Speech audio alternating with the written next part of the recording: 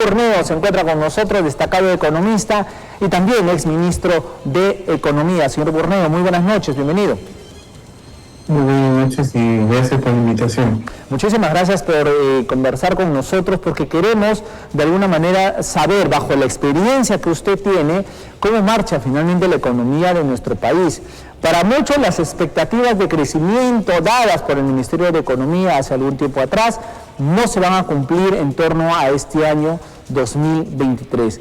Obviamente esto no solamente sumado a los conflictos sociales, sino también a todas estas lluvias torrenciales, sobre todo en el norte de nuestro país. ¿Qué perspectivas tiene usted en torno a esta marcha de la economía en lo que nos queda del año? Bueno, yo creo que mucho la actividad económica va a depender de cuán rápido se avance en lo que es la reconstrucción, porque tengamos en cuenta que, si bien es cierto, las inundaciones han generado destrucción de lo que es capacidad productiva del país. Pensemos en tierra de cultivo, pensemos en puentes, en carreteras. Desde el momento que se está planteando la necesidad de construir esas obras de infraestructura, estamos hablando de gasto y por lo tanto de demanda en la economía. Por lo tanto, si uno quisiera saber cuál es el efecto neto que por un lado generan las inundaciones y destrucción de capacidad productiva del país, versus el gasto que va a ser necesario desarrollar y hacerlo rápido para poder reconstruir la infraestructura dañada, habría que hacer las sumas y restas para definir el efecto neto. Todo esto, por supuesto, va a depender de la capacidad de gestión que tengan los gobiernos subnacionales, le hacen los gobiernos regionales y municipalidades, que para mi gusto, gobernadores y alcaldes deberían de ir un poquito más allá de estirar la mano y solicitar apoyo del gobierno nacional, porque si no, la pregunta que yo me diría es: ¿cuál es el valor agregado de la gestión por parte de gobernadores y alcaldes si lo único que hacen es estirar la mano? Correcto, entonces la reactivación económica al margen del gobierno central tiene que pasar justamente por los gobiernos subnacionales. Gobernadores y alcaldes tienen que ponerse a trabajar, porque dinero tienen, ojo, dinero tienen. O sea, usted dice, van a estirar la mano, pero ni siquiera gastan lo que tienen en sus cuentas. Cosa, pues, inverosímil e indignante, ¿no? Y un punto importante que debemos de tener en cuenta es que al final, si cuentan con recursos, es más, presupuestalmente hablando, ellos tienen la posibilidad de poder solicitar al MEF la habilitación de una serie de partidas que son de carácter restringidos para poder apuntalar un mayor gasto. Aquí el tema son capacidades de gestión. Cuando estuvimos en el Ministerio de Economía hasta el año pasado, a propósito desarrollamos una serie de capacitaciones en manejo presupuestal a nivel de alcaldes y gobernadores y a nivel de los mandos medios, que es la parte operativa, con la expectativa de que pueda empoderarse capacidad de gestión por parte de gobiernos subnacionales y reducirse la brecha en cuanto a lo que es el gasto que usualmente se genera en los 3 primeros meses de gestión. Ahí en aquel tiempo no se tenía la certeza, le hablo de noviembre del año pasado, no se tenía la certeza de lo que es las inundaciones, las precipitaciones pluviales fuertes fuera de los promedios históricos. Sin embargo, se dieron capacitaciones a gobernadores y alcaldes y también a los mandos medios con la expectativa, como decía, de empoderar capacidad de gestión. Creo que ese es un déficit importante que tiene que ser cubierto, porque ¿de qué sirve que cuenten con recursos cuando estos no se ejecutan, cuando estos no se gastan? Exacto. Ahí hay un tema fundamental. Yo no creo que sea una disculpa el hecho de que estén en el tercer o cuarto mes de gestión, porque perfectamente sabían, digamos, las responsabilidades que iban a asumir desde el 1 de enero de este año. Exacto. Por lo tanto, aquí yo creo que todos debemos exigir que se desarrolle capacidad de gestión para justificar quizás el sueldo que tienen mes tras mes, a diferencia de muchos de nuestros compatriotas que perdieron el trabajo como consecuencia de la afectación de la infraestructura productiva, sobre todo en el norte. Se quedan sin empleo, se quedan sin vivienda, y el punto de por medio es que no tienen medios para sobrevivir, cosa que no sucede con las autoridades regionales y locales. Claro. Entonces, con un mínimo de sensibilidad social, creo que deberían de apuntalar mejor su capacidad de gestión, porque si no, la pregunta sería: ¿cuál es el valor añadido en términos de gestión que tienen gobernadores y alcaldes. Clarísimo lo que nos está diciendo y lamentablemente en la cancha las cifras pues son terribles, ¿no? En estos 100 primeros días apenas han logrado llegar al 6-7%, ¿no? Pese a las desgracias, hablo del norte, pese a las desgracias que nos trajo las lluvias. Y en cuanto a personal, o sea, el expertise del personal que contratan es pésimo. Acá solamente en Trujillo, ¿no? Han cambiado de gerentes, cambian de funcionarios, se van renunciando.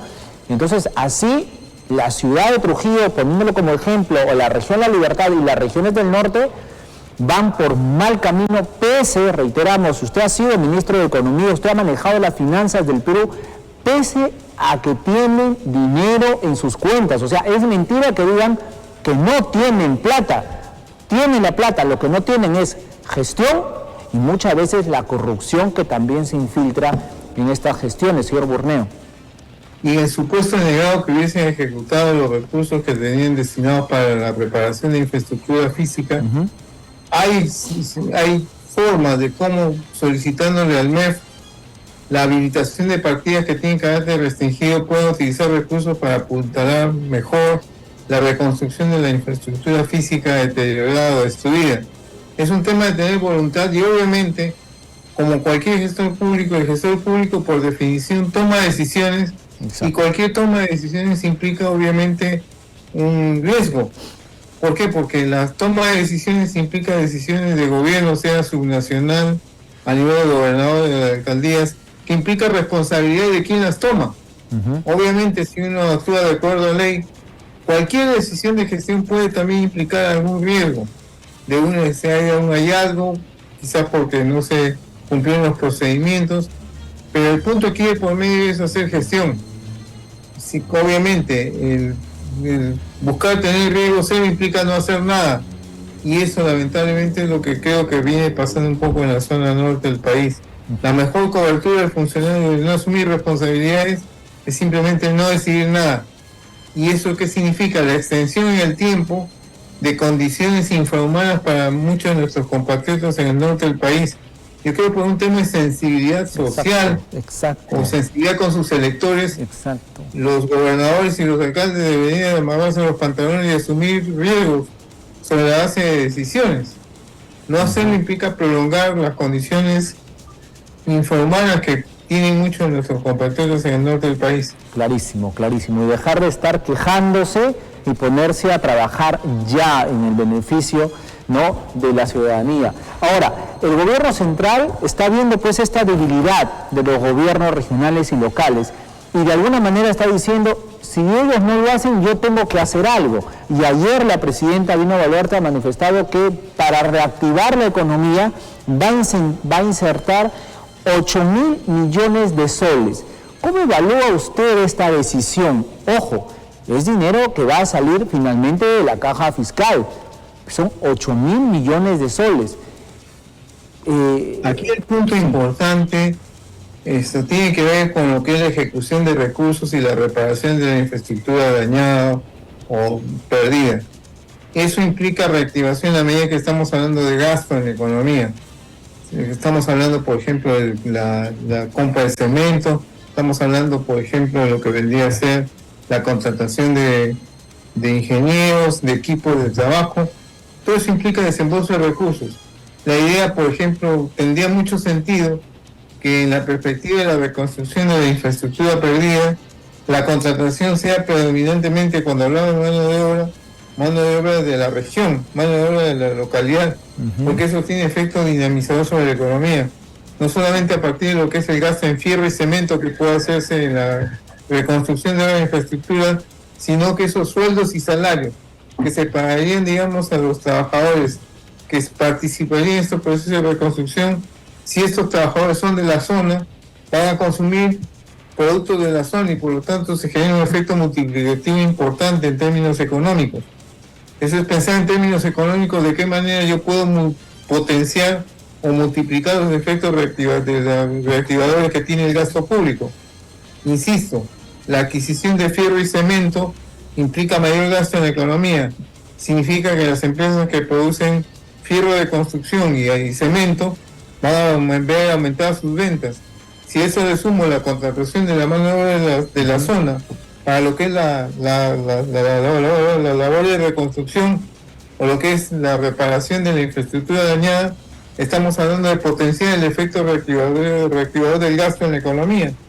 Pero obviamente para que se produzca todo eso que estoy describiendo en términos económicos, se necesita tener capacidad de gestión y voluntad de hacer las cosas. Porque cuando usted es elegido, autoridad tiene que responder a sus electores. Habiendo recursos, el tema es tomar decisiones en términos de ejecución.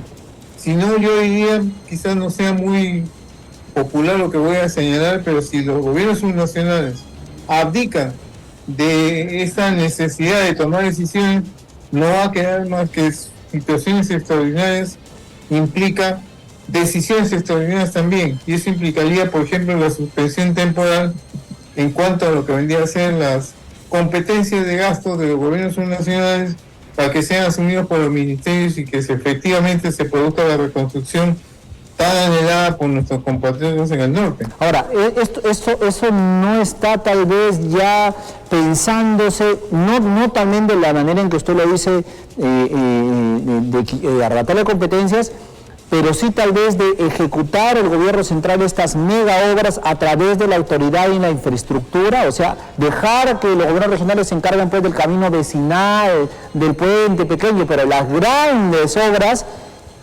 tomadas ya bajo el control de esta autoridad de la infraestructura, ¿no será por ahí tal vez el inicio de lo que nos está adelantando? Lo que yo le menciono es que las capacidades de gestión no surgen de la noche a la mañana. La autoridad de la reconstrucción con cambios, o como quiera cambiarse de nombre, tiene que tener capacidad de gestión, y el punto de promedio es capacidad de gestión relacionada no solamente a lo que es la reconstrucción, sino también a la parte preventiva. No tiene mucho sentido construir un puente donde sabemos que ese puente que se ha caído está construido en una quebrada, donde cualquier activación que viene a partir de lluvias en la sierra activan la salida de agua por esas quebradas y va a llevarse en cuenta el puente que antes estuvo allí. Tiene que haber estudios que impliquen básicamente lo que es la prevención y lo que es la relocación en términos geográficos de infraestructura física, infraestructura productiva que necesita el país. Pero para eso tiene que haber una acción de planificación, que sinceramente no la veo, por lo menos no está muy difundida a nivel subnacional lo que se está haciendo al respecto. No tiene sentido construir infraestructura en el mismo sitio donde pasa una quebrada, a sabiendas que un nuevo periodo de lluvias puede originar la destrucción de la infraestructura que se reconstruyó en el mismo sitio. Entonces acá estamos hablando de capacidad de gestión mayores. Y yo digo que si esas capacidades de gestión no la tienen ahora los gobiernos nacionales, no vamos a esperar a que la detenten. Siempre situaciones extraordinarias implican medidas extraordinarias también. Correcto, señor Burneo. Permítame, me tengo que ir a una pausa muy breve, pero yo lo dejo con la siguiente interrogante. El Ministerio de Economía ha manifestado que el fondo de contingencia, este fondo pues para tratar las situaciones de emergencia, se está agotando, ¿no? El Congreso acaba de aprobar un crédito extraordinario, en fin, pero realmente estamos en ese riesgo considerando que se viene un gran niño aparentemente para finales de este año. Y también tras la pausa, si me permite, señor Kurt Burneo, ha sido ministro, usted ha sido ministro de Estado, conoce muy bien el tema de la economía y quiero hablar, si me lo permite, también de Alejandro Toledo. Pero, ¿cómo manejó la economía el señor Alejandro Toledo? ¿Cómo dejó al país en su momento, pues a posterioridad ya de que venga ya a responder a la justicia acá a nuestro país? Me voy a dar una rápida pausa comercial, converso con Kurt Burneo, ex ministro de Estado en la cartera de Economía. Regresamos. Continuamos con ustedes, conversamos con el ex ministro de Economía, Kurt Burneo, y antes de irnos a la pausa comercial, le hacía la interrogante que el fondo de contingencia destinados para el tema de emergencia se está agotando según el Ministerio de Economía. Y hablábamos pues, también escuchábamos al señor Burneo manifestando que hasta el año pasado no se tenía ningún indicio de estas torrenciales lluvias del Niño, ¿no? Entonces, señor Burneo, le traslado el interrogante. A raíz, pues, de estas lluvias, el gobierno, el Ministerio de Economía ha tenido que comenzar a financiar pues todas estas acciones para paliar finalmente pues el tema de las consecuencias que nos ha dejado la lluvia. Pero realmente usted conoce las cifras de nuestro país. ¿Realmente se ha visto las reservas de contingencias afectadas, menguadas?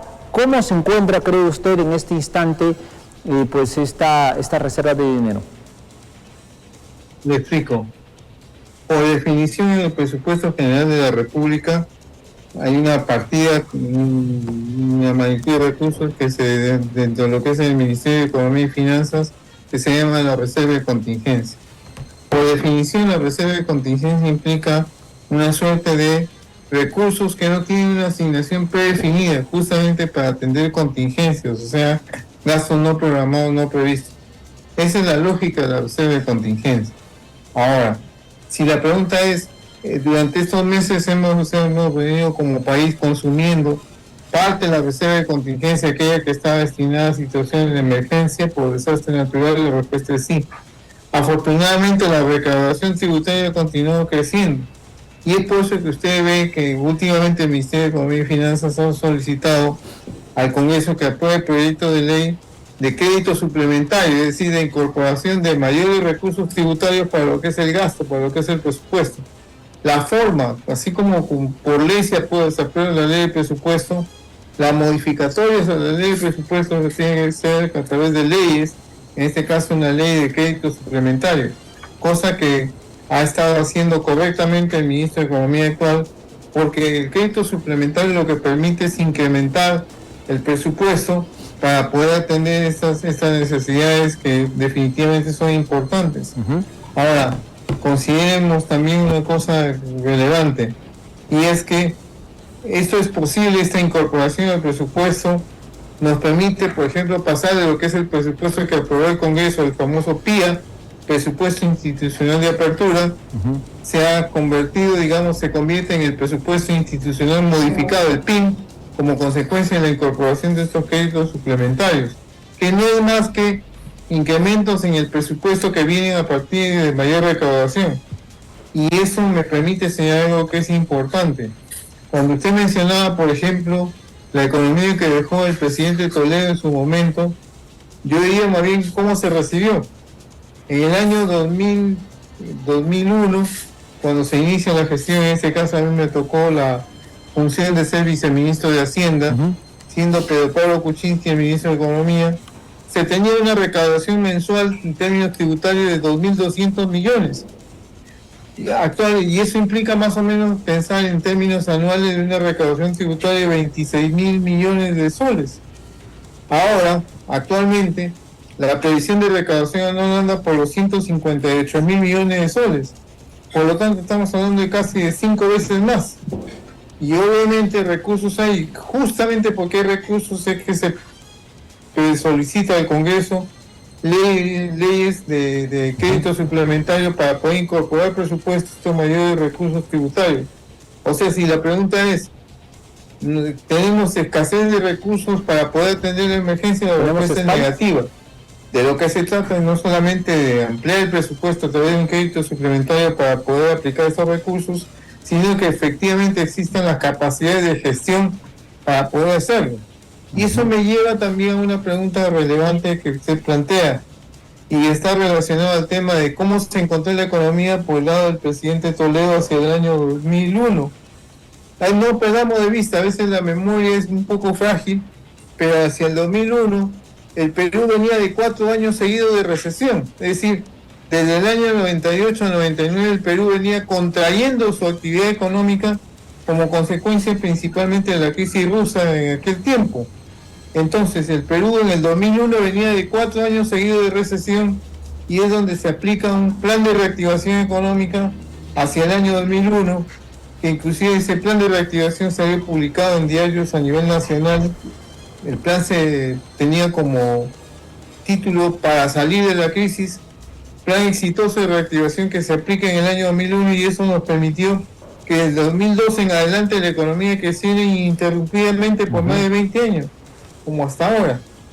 Entonces el punto aquí de por medio es, No hay que olvidar, por ejemplo, que cuando se inicia la administración del presidente Toledo, se recibió una economía recesada, o sea que venía de contracción seguida durante 4 años, y que como consecuencia de un exitoso plan de reactivación, la economía pudo comenzar a crecer ininterrumpidamente hasta la actualidad. Entonces, independientemente de las cuestiones políticas, yo creo que es importante tener memoria clara respecto a cómo se recibieron las cosas, y que definitivamente la economía no se reactiva sola. Tiene que aplicarse políticas macroeconómicas adecuadamente calibradas y pensadas para poder tener resultados. Y esto es no la verdad lo que pasó hacia el año 2001 o 2002. Correcto. Ahí tener discrepancias por la parte ideológica, política, lo que fuese. Pero lo que no se puede negar es que, a diferencia de lo que sucede hoy, en aquel tiempo, en la economía se recibía durante 4 años de recesión o de contracción seguida. Y hay que reconocer definitivamente que, como consecuencia de un exitoso plan de reactivación económica, la economía comenzó a recuperarse, y todos sabemos lo importante que es el crecimiento económico, porque de eso depende la demanda de empleo. El empleo, la demanda de empleo viene a partir de la demanda que viene de las empresas, y las empresas, en la medida que aumentan su producción, aumentan su demanda de mano de obra. Si la economía no se reactiva la demanda de mano de obra tampoco. Por eso que es importante que haya crecimiento económico. Y muchas veces, frente a coyunturas internacionales externas, es fundamental la política macroeconómica interna para poder lograr resultados, tal como describo en aquel tiempo, ¿no? Sí, efectivamente, también teníamos un presidente, en este caso como Alejandro Toledo, que obviamente sabía algo de economía o tenía nociones de economía. Teníamos a un ministro de Economía como Pedro Pablo Kuczynski también, usted era su viceministro, en fin, o sea, había personas indicadas para manejar, pues, los hilos económicos, y bueno, pues los resultados están ahí como usted los ha descrito. Pregunta final para una respuesta breve. Hablamos del gobierno central, hablamos de los gobiernos subnacionales, hablamos de los esfuerzos que tiene que hacerse para poder sacar adelante. Sin embargo, quien va contracorriente, o sea, quien está haciendo las cosas pésimamente mal, es el Congreso, pues. Ahora resulta que quieren un 7º retiro de AFPs, que para muchos sería pues ya un daño terrible. ¿Por qué no ya el último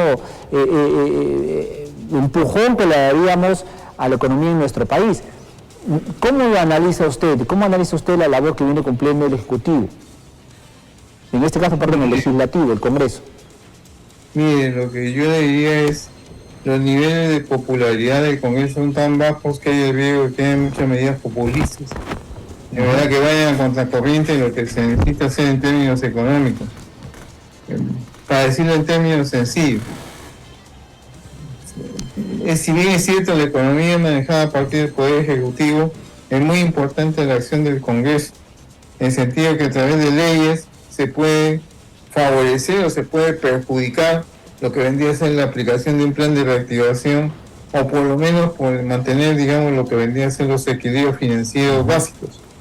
Entonces, cuando se pierde popularidad, el riesgo que hay es que opten por medidas de carácter populista, que pueden significar el aplauso inmediato, pero que definitivamente pueden significar problemas después.